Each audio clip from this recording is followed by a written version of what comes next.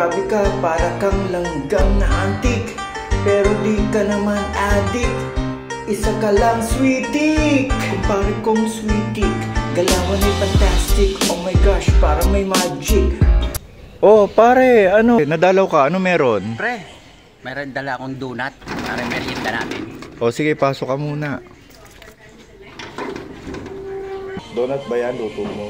Pre, may dala akong donut, merienda natin. O sige, ilagay mo nang dito sa lamesa.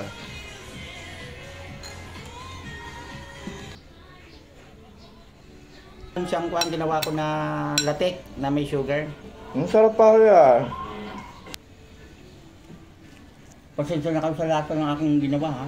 O pare, bakit nga pala nadalaw dito? May dala ka pang donut ha? Siguro naman meron ka intention ano?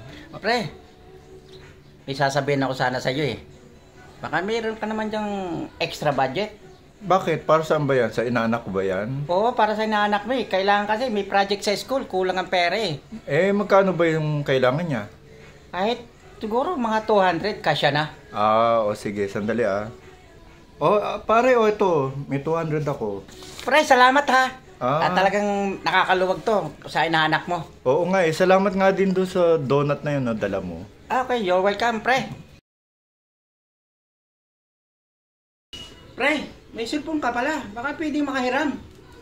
Kaya lang, importante sa akin tong cellphone na to eh. Bakit?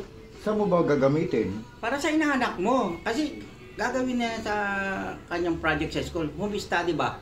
Ah, pero ibalik mo rin pagkatapos ng home study niya ha? Oo naman, hiram nga eh. O sige na o. Salamat pre ibalik ha. mo, ah. Okay pre. Pre, salamat pala sa 200 at saka sa dito sa cellphone. Ibabalik ko naman eh. O Alis na sige, ako pre. ingat ka. Okay. O sige, ingat ka. Okay pre, salamat pre. Thank you pre ha. Bye-bye. Bye-bye. Sweetie, sorry mo yung cellphone ka pare, sweetie. Grabe ka, para kang langgam na antik, pero di ka naman addict.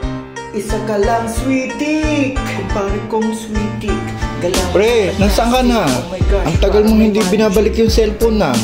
Oh, anong nangyari? For sale na yung bahay nila.